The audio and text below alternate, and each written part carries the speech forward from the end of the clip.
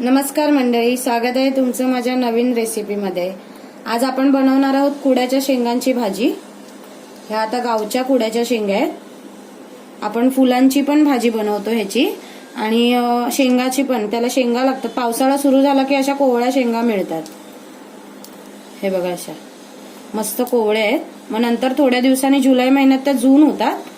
तर आता जून मध्येच आपल्याला चांगल्या अशा कोवळ्या भाज्या मिळतात। ह्या रानभाज्या आहेत मस्त गावठी अशा। तर आता त्याची भाजी बनवूया आपण। त्यासाठी आधी आपण साफ करून घेऊया ही भाजी। साफ म्हणजे त्याचं काय नसतं एवढं करायचं। हे बघा बाजूचे साईडचे देठ काढायचे तसे प्रत्येक शेंगाचे घेऊन।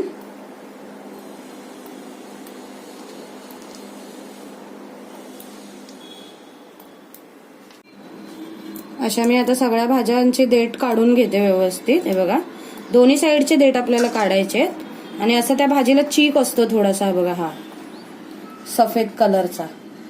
हे बघा देठ काढल्यावरच तो चीक दिसतो। हे बघा ते मी दाखवते पुढे काय करायचं। आधी मी सगळ्या भाज्या निवडून घेते ही। आता मी दोन्ही साईडचे देठ चांगले काढून घेतले। आता आपण ह्या भाजीला कापायचंय, एकदम बारीक कापायचंय असं। हे बघा चीक असतो त्यामुळे थोडा हाताला तेल लावायचंय। असं एकदम बारीक कापून घ्यायचे जेणेकरून त्याचा चीक सगळा निघून जाईल। तर आता मी सगळी भाजी अशी कापून घेते बारीक।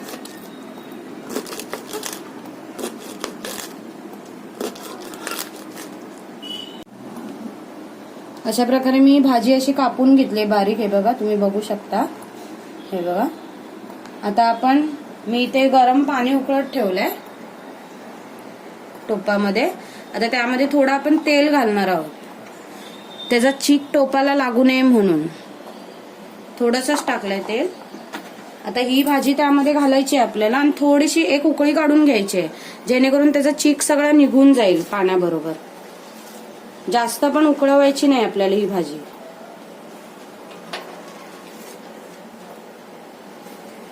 हे बघा लगेच चीक वरती येतोय सफेद सफेद।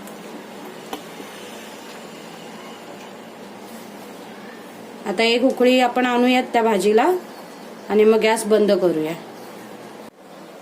आता कुड्याच्या शेंगांना आपण एक चांगली उकळी काढून घेतली 2 ते 3 मिनिटं।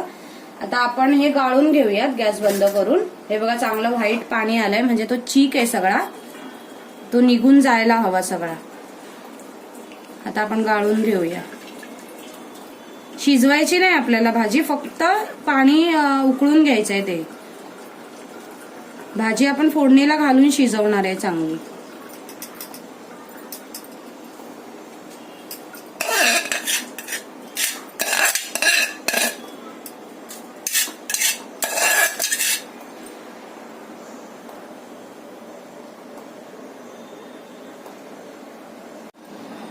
आता फोडणीसाठी साहित्य बघूया।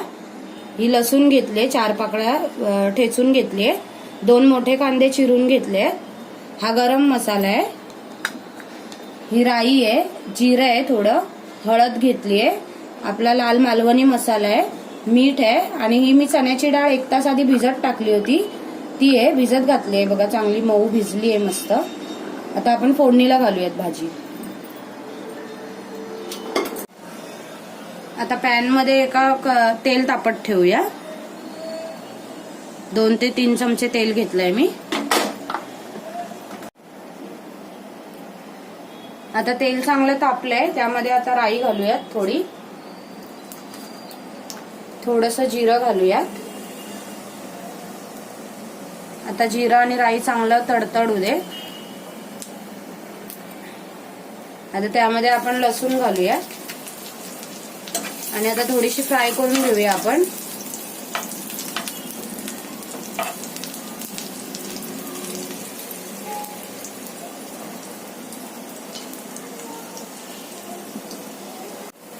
आता लसूण चांगला परतून झालाय। आता त्यामध्ये आपण हा कांदा घालूया, तो पण चांगला लाल होईपर्यंत परतायचा आहे।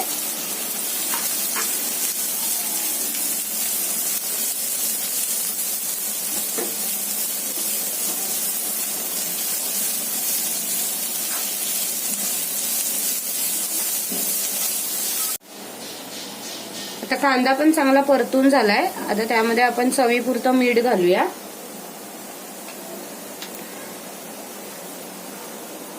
थोडीशी हळद घालूया. हा लाल मालवणी मसाला घालूया. थोडासा गरम मसाला घालूया.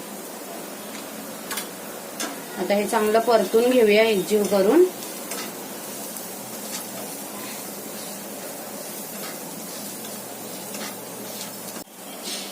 आता मसाले चांगले परतून झाले. आता आपण त्यामध्ये ही चण्याची डाळ घालूयात भिजवून घेतलेली. ती परतून घेऊ.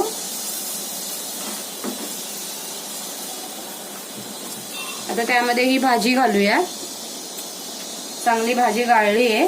पाणी त्यातलं निथळून गेलंय. आता ही भाजी त्यामध्ये वाफेवरच आपल्याला शिजवायची, पाणी घालायचं नाहीये. तर ही मिनिटभर चांगली परतून घेऊया ही भाजी. ही भाजी पावसाळ्यातच छान लागते मस्त खाण्यासाठी.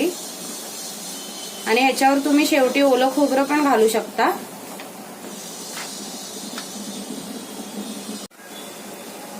आता भाजी चांगली परतून झाली आहे. आता आपण 15 मिनिट झाकण मारून वाफेवर शिजवून घ्यायची आहे आणि मध्ये 2 ते 3 वेळा आपण परतून घ्यायची आहे भाजी.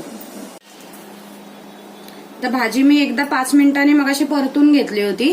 आता परत 10 मिनिटं झाले. तर आता डाळ आणि भाजी चांगली शिजली आहे का बघू आपण. दाखवते मी. थोडीशी भाजी अशी कचकचीत राहिली आहे आणि डाळ पण थोडीशी शिजायची बाकी आहे. तर आपण काय करायचं, थोडासा पाण्याचा असा हपका मारायचा. जास्त पाणी पण नाही घालायचंय. फक्त 3 ते 4 चमचे, छोटे चमचे असं पाणी मारून परत 5 ते 7 मिनिटं आपण वाफ द्यायची आहे त्याला चांगली. मग भाजी व्यवस्थित शिजली जाईल. आता आपण 5 ते 7 मिनिटं वाफेवर शिजवून घेऊया परत भाजी. आता 5 ते 7 मिनिटं झाली आहेत. आता आपण भाजी शिजली आहे का बघू. चांगली परतून घेऊया आधी. आता भाजी शिजली आहे का आपण बघू. डाळ वगैरे हे बघा, डाळ चांगली शिजली आहे आणि ही भाजी पण चांगली शिजली आहे बघा. स्मॅश होते हातानेच. आता अशा प्रकारे आपली ही भाजी, कुड्याच्या शेंगांची भाजी रेडी आहे. आता त्यावरती तुम्ही ओलं खोबरं पण घालू शकता किसून.